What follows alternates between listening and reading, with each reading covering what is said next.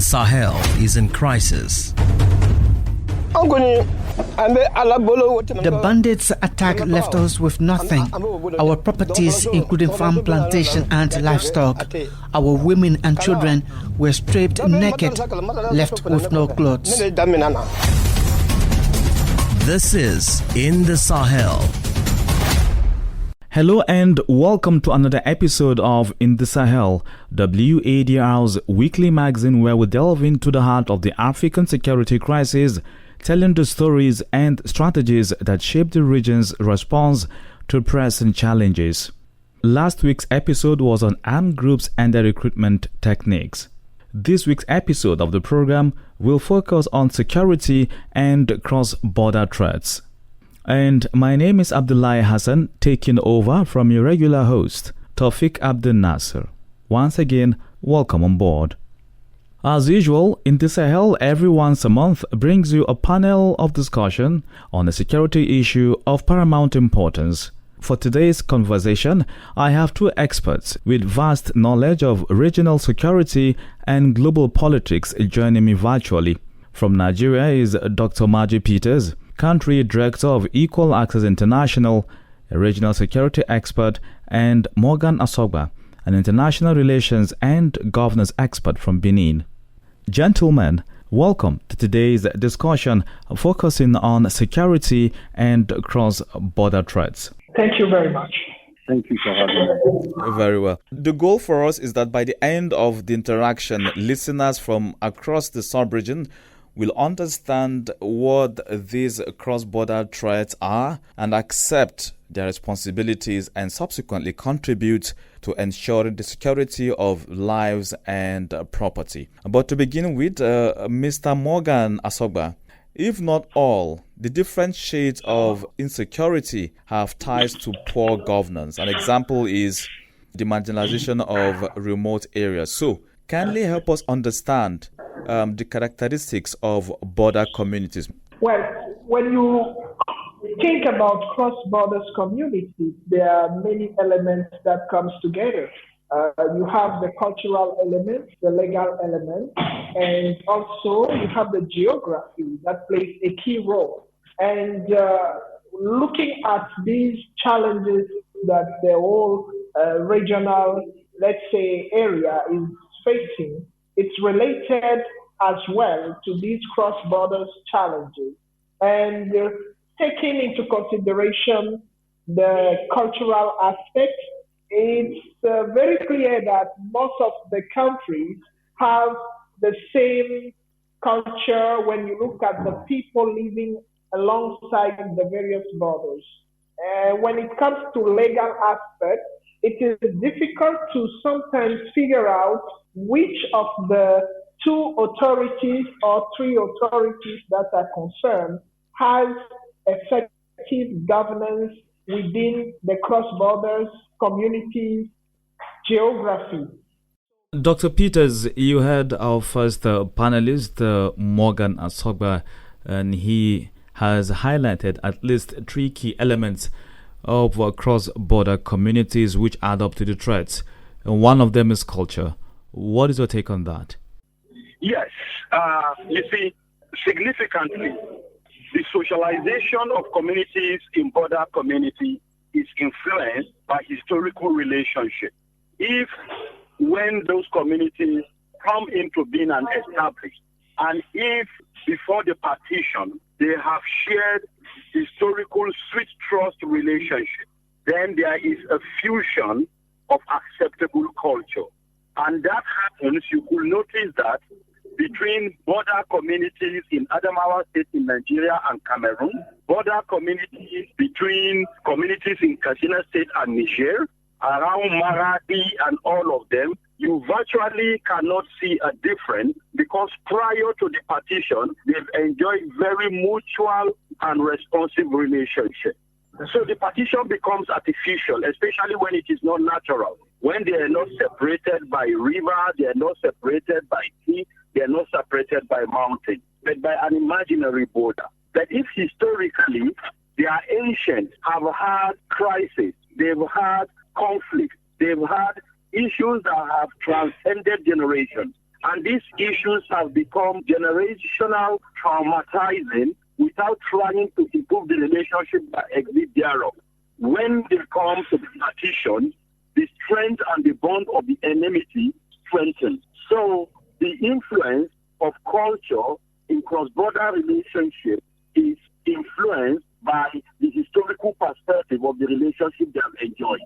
Now that we've established that indeed culture strongly influences cross-border threats because there are some similarities, does it also entail that the security threats are similar? Yes. And you see, the interesting thing about some of these cross-border communities is when we had massive insurgency in the northeast of Nigeria, especially when there was a takeover in Mubi, you realize that a lot of people around the border communities in Mubi were going into market days in Cameroon, were going into Cameroon to buy their stuff. And that shows that a relationship has existed. But you will not say the same thing about relationship within the same Nigerians and Cameroonians if you are coming towards Bakassi in Calabar Cross River. So it goes back to the historical perspective that strengthens relationship. And when we come to issue of security threats, insecurity, criminality, and terrorism, it impacts on those communities. Some of them, it affects them, others, it impacts them. Because the violent extremist groups are aware of international laws, and they try to test the waters and see where they will get a soft landing for their criminalities. And you will see that happen when they treaded into Chad, and the military in Chad took it very personal, and they pushed them back into the Nigerian territory. If they get those kind of resistance, you realize that they try to restrain themselves within the marked acts of the border. And that's why we start having what we call the multilateral joint task forces, so that the borders are collapsed, so that these militaries come together and they defend sovereignty collectively. Because that will yield results. Because that defies the respect for territorial boundaries, and you cannot come into my space. Now, I know we've spoken a couple of times, Mr. Morgan, about this, right? You can see the trend of violent extremism or terrorist groups shifting from the Sahel to coastal states, and we've seen pockets of incidents in Togo and parts of Cote d'Ivoire. Now, do you agree that communities at the border areas have aided or were forced to support these invasions or spread? Definitely, they are playing key roles. You know, when it comes to all issues related to security in general, the main trend is how do we control the movement, the migration of the people. And when you talk about terrorists, you are referring to the people. We have people that are civilians and that are causing serious damages to the various communities. In this particular case, community borders play a very key role because they are the first that have to encounter the, let's say, strategies of those who are funding and using terrorists to cause some serious disturbance to peace and security within the various countries. So the best strategy, even in hampering the process or the improvement or the advancement of these security trades, will be to strongly involve the community leaders, especially around the various borders. When you take the real sectors of terrorism within the Sahel, you will see Mali, Burkina, and Niger. There is a very specific area that is called the cross-borders areas where the terrorist groups are really, really dynamic. But today, the alliance of the Sahel state alliances is an alliance that involves the three countries in a vision of tackling more efficiently these threats, and they've understood the need to have control over the cross-borders community. It should be the same when you look at the Boko Haram threat in Nigeria. Nigeria has to involve the armed forces of Cameroon, Chad, to seriously tackle the issue. But there is something that is not not being done efficiently, and that could also inflame the resilience of this threat. What is not being done efficiently is how much the community leaders and even the people within the cross-borders community are involved in the fight against terrorism. So, Mr. Morgan, I will come back to you on that, because I also believe a part of the gaps that I have noticed on my part is the issue of intelligence sharing. This is In the Sahel, WADR's security program, and my guests have been talking about security and cross-border threats. We'll be right back. Welcome back to In the Sahel, WADR's weekly magazine where we delve into the heart of the African security crisis, telling the stories and strategies that shape the region's response to pressing challenges. And this is the concluding part of today's discussion on security and cross-border threats. Dr. Peters, when we talk about cross-border security threats today, for experts like yourself, it translates to transnational organized crimes. So aside terrorism, banditry, human trafficking recorded over time, are there new emerging cross-border threats as we speak today across West Africa? Without a doubt, I would say yes. And whether we talk about human trafficking, we talk about insecurity, we talk about violent extremist groups, what makes those things pester is the proliferation of small arms and light weapons. Okay.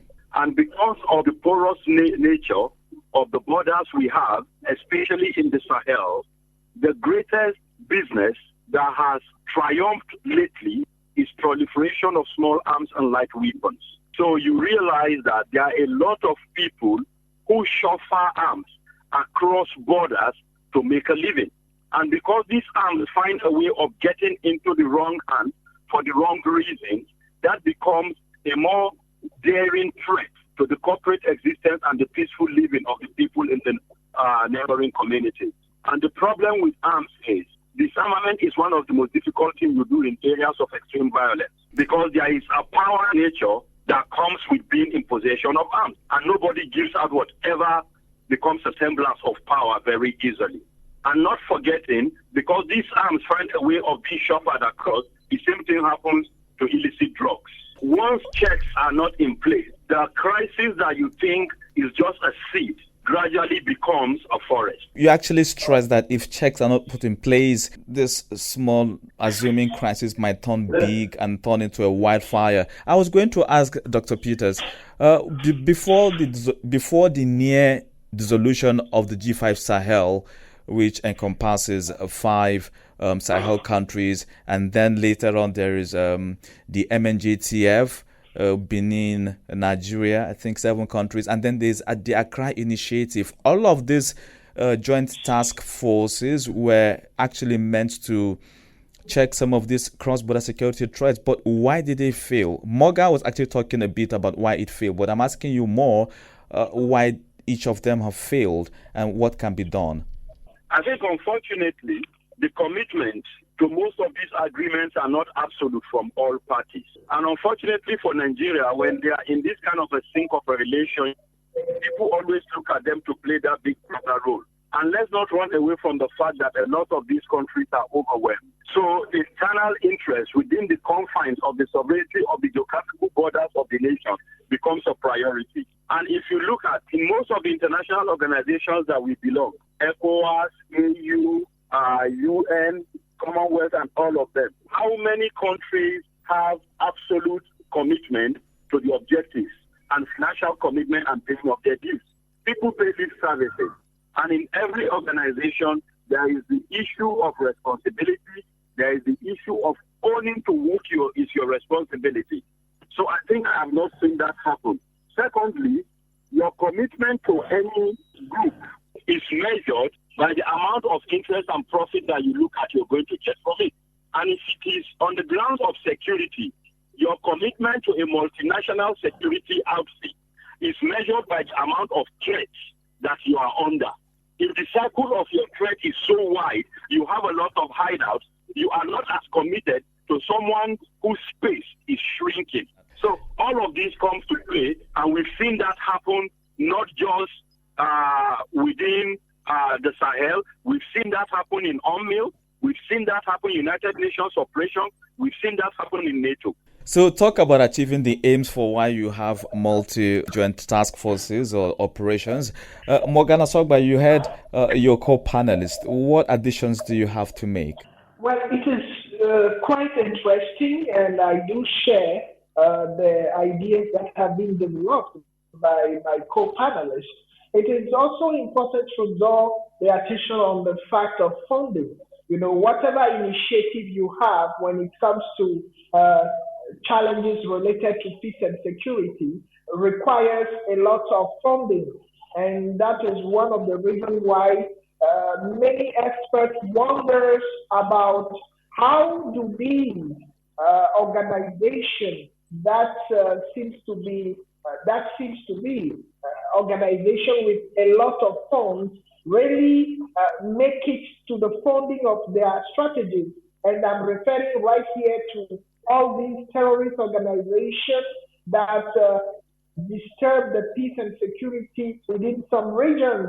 The question about how do they manage to have the financial support, how do they manage to have the logistic support that sometimes challenges the logistic of legal and regular armies. These are questions that will help dealing effectively with the threat if we were to give accurate answers to these questions. So I believe the funding is vital. It is vital for the states that come together and decide to carry out initiatives. And funding has been a serious hindrance to many of the strategies. Be it when you take the Sahel, G5 Sahel, Accra Initiative, and many other institutions, the funding. And the second thing is definitely how do they come together to implement the various strategies. In terms of implementation, it is very relevant to allow the states that are definitely more concerned to have their military as leaders of the initiative, and it is also vital to get involved the community's leaders. And this is probably one of the places where all strategies have been failing somehow. And sometimes, even when the community leaders are involved, the ability to respond within a very short time frame when the information is given to the relevant authorities, it is missing when you listen to some of the feedback that community leaders have been giving. And gentlemen, we are almost at the end of this interesting discussion, looking at security and cross-border threats. But you've all said a lot, and the reason why we're here talking about this is because indeed the sub-region and countries in West Africa are at the moment facing one or two security threats. But as we round up, Morgan, I would like you to just say one more time briefly what recommendations you have, in addition to what you've said already, to respective governments and stakeholders in tackling some of these threats.